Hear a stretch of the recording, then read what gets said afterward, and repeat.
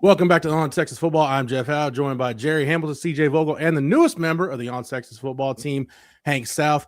This week, it is time for this week's edition of the Recruiting Breakdown. Going to break down the Under Armour Dallas camp, get to that, get to some official visitors that are planning on seeing the 40 acres and plenty more in this edition. But Gerry, before we do anything else, let's thank our long-running sponsor here on the Recruiting Breakdown. That's Mark Saunders, Allstate. You got that right. One of our longest running sponsors at On Texas Football. Thank you very much to Texas Allstate agent Mark Saunders for being one of those guys for On Texas Football. Look, he can protect all your stuff, everything from your home, your car, your motorcycle, boat, RV, ATV, anything you have. He is a one-stop shop. Mark Saunders. Call his office today, 512-218-8571. If you're in Austin, the Round Rock area, in the entire state of Texas, Mark Saunders is the only insurance agent you'll need. You know what else? He's also a Texas alum with over 35 years of experience. Again, if you're in the Austin or Round Rock area, the entire state of Texas, give Mark Saunders a call, 512-218-8571, and do what so many other On Texas Football community members have done, is go to Mark Saunders for all your insurance needs. All right, in case you haven't checked it out yet, we have a video on the channel of Hank and CJ recapping the Under Armour Dallas camp in the immediate aftermath. But, guys, anything else to clean up from Under Armour Dallas? What thoughts from both of you? CJ, I'll start with you. Anything still resonating with you or that you've learned or thought about more since Under Armour Dallas on Sunday? I think it's just kind of what we saw on the offensive line, right? They were the first guys to go on Sunday, and where we know Texas is targeting on that offensive line, I think it was the clear two top targets at the camp on Sunday, right? It was Brian Swanson, the offensive tackle out of South Oak Cliff, and it was Peyton Miller, the interior offensive lineman out of Anna. Those were number one and number two for me on my board. Hank, I know we talked about it a little bit as well. Swanson was the MVP of the afternoon, and Peyton Miller said that, hey, I'm up to 293 pounds after being around 285 for wrestling season, which he finished fourth in the state in. So those were the two big takeaways for me on the offensive line spot. A couple of young guys I wanted to mention. Look, Desmond Bryant Jr., the son of Des Bryant, looked like a guy that could develop into a pretty nice prospect. He's at South Lake Carroll.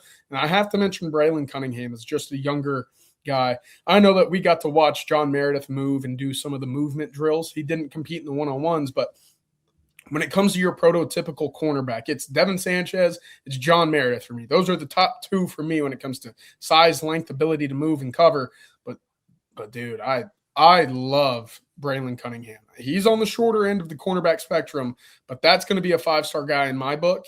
He's already moving that way, and he's in a loaded North Crowley rotation in that secondary, and he's already carved out a spot. So just younger guys to keep an eye on moving forward. Those are really still my big takeaways from that afternoon Sunday. And I want to add in what CJ said about Cunningham. Ray Gates, who's now on the North Texas staff, who won the state championship at North Crowley. When I was through there last year to see John Turntown and all the guys, he said that him and Cunningham and Demarion Mays are both two guys that have a chance to be five-star level recruits. Cunningham started as a freshman at North Crowley, and that is pretty unheard of with that talent level. Last guy to do that is probably John Turntown. Yeah. No doubt. Hank, anything else still standing out to you from UA Dallas? Yeah, not to just, to kind of piggyback off CJ with the offensive line. I thought that was, the standout group. I thought the skill players on hand were really impressive. A couple of the running backs, Latham Wissington, kid coming off a 10.5 100 in track meet recently, certainly has, speed and burst. He was on hand, still building his relationship with Jabbar Jaluk. Has an OV set, so that's big, but obviously, he still wants to get to know Jaluk throughout the spring, and he'll be back in the summer. And so, that'll be one to watch closely. And Sarad Baker, too, who was actually the MVP of the running backs at the Under Armour camp. He had a really nice grab, catching the ball out of the backfield at one point. But a kid that seems like it's a Texas A&M race. Obviously, he has the former teammate at A&M, really close to Trooper Taylor, their running backs coach. But really close to Jaluk too. They spent a lot of time one-on-one with his family when he was in Austin last month, and he looked pretty good. And talking to people around him, that there's some pro Texas voices in his camp. But to jump back real quick on my last big takeaway, and we talked about this on Coffee and Football yesterday, was Jasper in Goquer, and I didn't mention this. He was one of the standout offensive linemen with Swanson and Peyton Miller. We talked to him after, or in the middle of the workout, whenever we talk to him, his agent and I guess maybe kind of a mentor, Sam Acho. So that's probably helpful if you're looking at it through Texas lens. So we'll see if that has any impact. But yeah, offensive line was great. And then, just some of those skill players to piggyback on the Champ Mays. That kid's incredible. Trenton Yancey had some really nice grabs at wide receiver. Bryson Thrower looked really smooth and crisp with his routes. So really, really solid camp overall, once you kind of look back and reflect on it. Good stuff, Hank. And again, if you want the full recap from Under Armour Dallas, you can get it over to ontexasfootball.com. More news, notes, and nuggets over there. Or check out the video that Hank and CJ did here on the channel right after that camp was over. Jerry, let's go ahead and get to some prospects making official visits to Texas. I know there's some guys you wanted to talk about. You're fresh off the road last week. Who's top of mind for you, Jerry, on these prospects that top the board for Texas in 2027? Yeah, look, on the road last week, I thought what was interesting to me is the Jeremiah Culpepper, the linebacker, which we've had videos up on a lot of these guys. We have more coming out today. Jeremiah Culpepper interviews with those guys, I should say, from my school selves. Jeremiah Culpepper at Troup County and LaGrange, I think is a guy that Texas probably slightly leads Auburn right now. And DJ Durkin, Auburn's all in. It's close to home. Does he want to stay close to home? We're going to find out. I think he really likes the academic, athletic combination at University of Texas. He has that June 12th through 14th OV. He'll be on campus, I believe, in March or April for the spring game. One of those two as well. I would put him ahead of Jebiah Smith out of Swainsboro in terms of Texas targets, who is more gettable for Texas. But Jebiah Smith is visiting the same weekend, June 12th through 14th. Saw both of those guys. I think Georgia's on Jebiah Smith. One of his teammates is there. Obviously, Travis Williams, who's going to be an issue in recruiting, I think, at Texas A&M on linebackers, defensive players, really good recruiter. He's been recruiting Smith for a long time, dating back to his time at Arkansas. So A&M will be a factor for Jebiah Smith. Both those guys, again, visiting. The guys who have visits to set up coming up are really sticking out to me right now, guys. I went to see Akeem Hall. He's coming in April 11th for an unofficial. He will set his official visit there as we look at this. This is not all the guys. This is a number of guys. But look, Akeem Hall out of Dothan, Alabama is as impressive as any kid I've seen this year. Not at an Under Armour game, right? We'll talk about DJ Jacobs in this show. Not at an Under Armour game. He's gone from nowhere. He's going to be a borderline 5-star recruit, in my opinion. He is a tremendous corner, defensive back, nickel prospect. He's also checks all the boxes off the field. He's a kid that plays chess. I mean, he's different, but he's so wired. He's wired the right way. You talk to his coach, who had 2 NFL guys when he coached in, including Melvin Gordon in Milwaukee area. He puts Akeem Hall right there with Melvin Gordon in terms of a prospect. And I didn't see Melvin Gordon in high school, but I'll agree with his assessment seeing Akeem Hall. He is a top guy for Blake Gideon and Will Muschamp. And then you look at Jannard Albright, the safety from Effingham County, one of the best athletes pound for pound in the country. He's an 11.8 broad jump type of guy. He's a junior in high school, which is a ridiculous number. The NFL Combine record's 12.3 by Byron Jones. I believe that was in 2015. He's 6'2", 203, super physical, really good kid. Blake Gideon, Will Muschamp, again, heading up that recruitment. He's expected on campus in the spring and an OV in June, more than likely.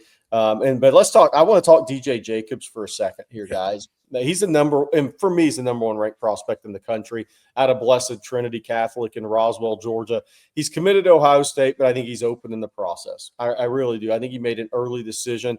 But he said at Under Armour game, CJ, we heard him over say, I'm still taking visits. And I didn't ask him about Texas at the time.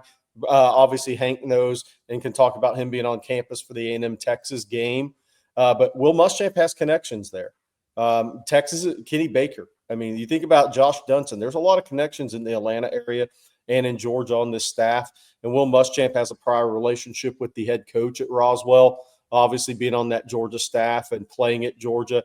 He even knows DJ Jacobs' dad a little bit because DJ Jacobs' dad went to Georgia, signed with Georgia out of high school, had major health issues that kept him from going on and being a great player. But I expect DJ Jacobs to be back on campus in Austin, guys. And it won't shock me if there's an official visit. I think Texas is very much in on this recruitment and has intentions of making anybody who beats them out earn it in a big way. I think Texas has DJ Jacobs as high on the board as anybody.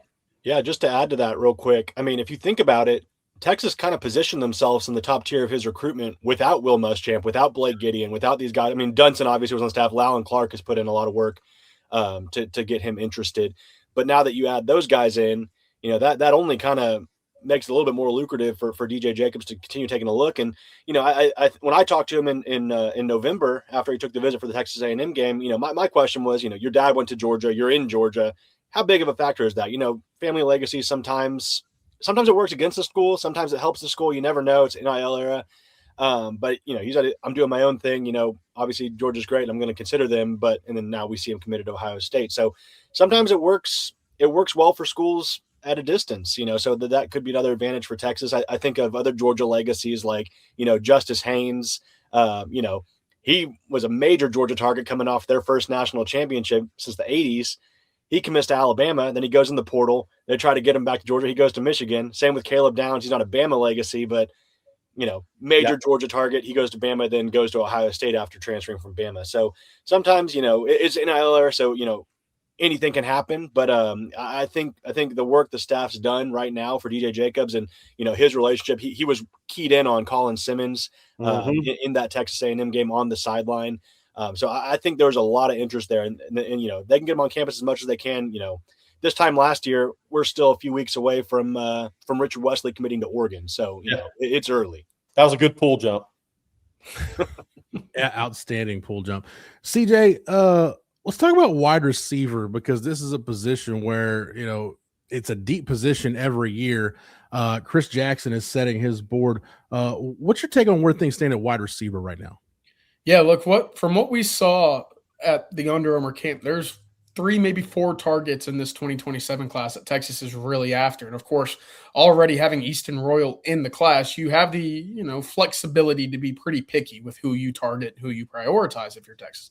I will say the one theme that was basically a resounding, theme across all 3 guys that we talked to after the campaign was relationships with Chris Jackson are very strong. And he is making a concerted effort to make all of these guys feel like a priority. I'll start with Trenton Yancey, the Duncanville wide receiver. He has an official visit scheduled for June 12th. He mentioned, Florida, Notre Dame, Mississippi State, Oregon, and SMU are all starting to really pick things up. Mississippi State and Florida are right there as the top contenders with Texas in this recruitment. And then going down to Jeremiah Douglas. Look, I got to talk to him a little bit. He already made his decision to commit to Vanderbilt. He said he's still firm there. Texas finished second for him. Ole Miss finished third. He said if there's a school right now that has the best chance of flipping him, it would be Texas. The one thing that Vanderbilt has working in his advantage, in their advantage right now is, Clark Lee just signed a 6-year extension. On top of that, they just added Jared Curtis out of the last recruiting cycle. They have their quarterback and head coach of the future, something that was very appealing to him and still is, obviously, when he looks at his recruitment. And then, of course, Bryson Thrower, who this was the first time I got to see him move in person. I see why Texas is starting to really make a priority of Bryson Thrower. He said, look, I have probably the best relationship of any coach in my recruitment is Chris Jackson. Texas is obviously a school that throws the ball around a lot. Steve Sarkisian's offense is one that you look at, and it's hard not to be really intrigued by if you're a wide receiver. So those are kind of the 3 that we saw on Sunday that we're monitoring. And look, I think when it comes down to it, yes, getting Easton Royal is probably going to be the prize of this class, but where do they go to fill needs? How do they do that within a budget? It's all going to be part of the conversation and big picture at the wide receiver spot moving forward. And right now, 3 of these guys on the in-state making things pretty clear for where Texas is headed. I wanted to add on Bryson Thrower. There's some similarities with Dalen McCutcheon there in terms of Chris Jackson really obviously liking Bryson Thrower before the ranking caught up with how much Chris Jackson likes that prospect. Bryson Thrower is going to climb in the rankings the more he's out and about at a combine setting, 7-on-7, spring practice. I think he's a national top 100, 125 level prospect, but he's not ranked close to there right now. But so there's some similarities to follow with Dalen McCutcheon and Chris Jackson right there. Chris Jackson zeroed in on Bryson Thrower before the rankings caught up with it. Hank, real quick, you mentioned a couple of running backs. You mentioned Sarod Baker and Lathan Wissington. Landon Williams-Callis is a guy that we've talked about here on the channel a lot. Jerry, you talked about Noah Roberts recently, I think in a couple of different shows. Hank, just what's your kind of 30,000-foot view at running back right now? Because, Lathan Wissington coming off the 10-5 and putting together the kind of spring he has. I don't want to just assume he's jumping to the top of the board, but he's making a pretty convincing case why he should be the guy. Yeah, I think so. And, we mentioned him, a guy that Jabbar Jalouk is, getting to know more. He knew him a little bit at Florida, but obviously now at Texas. And, Waco's obviously not Austin, but, you still call it Central Texas. You want to keep, when you have those kind of high level prospects near you and within reach, you want to try to make those guys priorities when you can. And I think Latham Wissington will be right there. I'm not sure if he's a top target. I mean, Landon Williams-Callis, that's a guy that I think Texas is really trying to make up ground for. I think obviously they got knocked a little bit when Tashard, not maybe more than a little bit, and Jerry could probably correct me, but like when Tashard Choice left the staff, I think that was a ding to their chances there. Chad Scott didn't, there wasn't much happening. It felt like with Landon Williams-Callis. Jabbar Jalouk comes on the staff, and it seems like they're really gunning for one of his official visits. I don't think he has it set yet. I'm sure that's going to be in order soon, but that's a guy they love. Noah Roberts, try to strike gold again in the state of Arizona, a la Bijan Robinson or even Christian Clark, with his strong Citrus Bowl performance. Big body back, a guy they really like, has his official visit set for I think June 5th through 7th, that first weekend. And then of course, Wissington and Sherrod Baker, who, I think Sherrod Baker is going to be one we're going to have to keep tabs on. But, and if we're looking at maybe top of board, and correct me if I'm wrong, my 30,000 foot view assessment would be, Wissington, Landon Williams-Callis, Noah Roberts are probably, and you can kind of look at the guys that have official visit set. Those are the guys that the staff's really keying in on at this juncture as well. And more guys will probably pop up, and then of course I should mention, Keldred Ben as well, the Oklahoma commit. They're obviously going through a little bit of a staff transition with the Markham Murray leaving. They hired a hell of a coach to coach running backs, but again, he was committed to somebody else. So maybe we'll see if schools like Texas can get in his ear and maybe get him thinking about it. And I'll add it running back. What I think one of the interesting things we're going to be following in March, April, Jabbar Jalouk hasn't offered any out-of-state guys. So they're either sitting there right now saying, if we take two backs, we got to get one of these in-state backs. We're not going to do two out-of-state backs. The only out-of-state back that's really making a dent right now is Noah. So, out of Basha High in Chandler, Arizona. So we know Jalouk went to see some of the guys, out-of-state guys, in January. He went to see some guys that he had offered previously at Florida, but Texas hasn't followed through with offers there. Will we see any other out-of-state backs come on campus in March this month or April for the spring game? If not, if Jalouk doesn't make any offers, that's going to be should be a sign for Texas fans. They feel really good that they're going to win in state and maybe win on a couple of guys that have official visits set if they don't offer anybody else and nobody else really starts to come into play this spring. All right, we'll go around the horn, get some final thoughts from everybody here in just a sec. But before we do that, Jerry, one more time, let's thank our long-running sponsor here on the Recruiting Breakdown. It's Mark Saunders Allstate. Mark Saunders is the only insurance agent you'll need. Everything from your home, car, and boat to your motorcycle, RV, and ATV. Call Texas Allstate agent Mark Saunders' office today, 512-218-8571. Our On Texas Football guarantee is that you'll be in great hands with Texas alum Mark Saunders with his more than 35 years of experience. Austin, Round Rock, entire state of Texas. Give Texas alum and Texas All-State agent Mark Saunders a call today, 512-218-8571. CJ, you're up first. I know you talked about wide receivers a minute ago, whether it's still at wide receiver or anywhere else on the board. Final thoughts on this week's edition of the Recruiting Breakdown. Yeah, it kind of came to me as we were hearing Hank talk about the running back position, but when you talk about the in-state crop of guys and not necessarily needing to go out of state, I think it helps in two things, right? One, it's great to have a lot of talent in the state of Texas. Of course, we know that. We'll see that. We're seeing that right now at wide receiver, at running back, the offensive line, obviously very deep in this class as well. But then you start looking into, well, what does that look like down the road, right? What does that roster construction and depth look like 2 or 3 years from now? Because we've seen it for a few cycles. You go get a Jarrett Gibson, you go get a James Simon, you go get a Christian Clark, all of these guys from the out of state. Well, we've seen 2 of those guys transfer out already.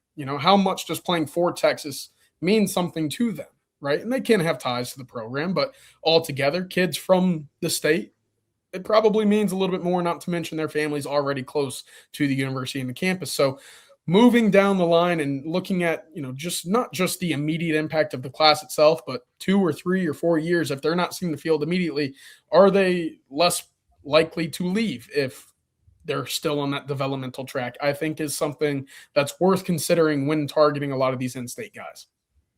All right, Hank, what you got? Yeah, I think as we enter the month of March with spring practice starting on Monday, visits are going to start popping up. So there's already spring breaks next week. So we're going to see kids on campus next week.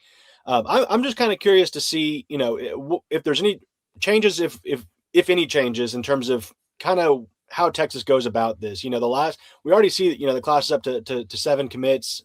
So, that's more than what we, 6 commits, I'm sorry, usually see at this juncture. We usually see them start to fill up in the summer after those official visits. But, does this new, particularly on defense, with Will Muschamp being a more involved, more active recruiter, more hands-on, certainly more than PK, how that impacts this spring? If we see more spring commitments, if we see guys move up their timelines because, they're feeling a little bit more pressure. And obviously, the NIL discussions, those typically take place in terms of Texas's views in the summertime with their official visits.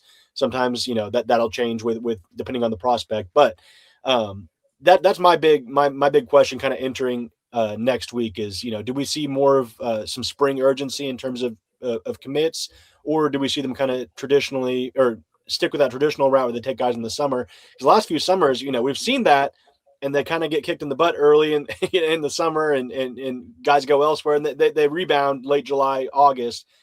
I'll be curious to see if that's different this year with the new faces on the staff and maybe any potential new strategy they take.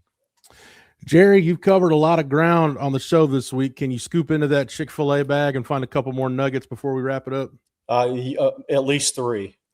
So I'm really focused on the state of Oklahoma, and I don't like to, but I am. So this is the best class in the state of Oklahoma in quite some time.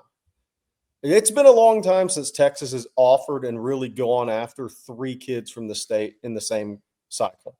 And there's probably 5 or 6 they'd offer, but some of those kids are already committed to Oklahoma.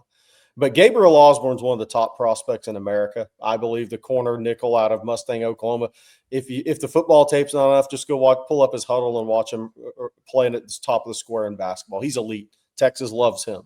We think he'll be on campus at some point this spring and possibly for a June OV. Then there's Samaj Stanford, the safety out of Broken Arrow, who I think is a tremendous player on tape. And Blake Gideon, Will Muschamp went up to see him.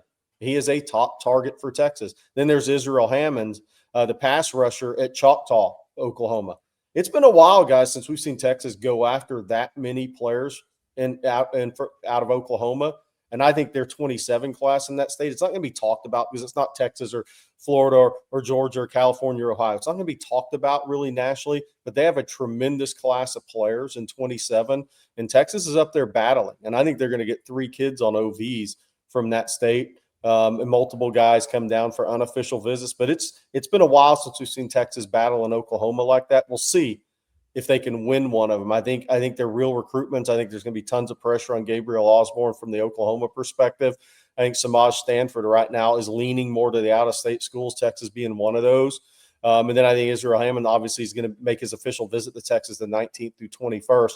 But state of Oklahoma, hat tip to them. They got a great class of players up there. And Texas is going to battle. And so is everybody else. That's a sign when a state that doesn't normally have a great class has a great class. You're seeing Miami, you're seeing Oregon, you're seeing Texas, you're seeing Ohio State.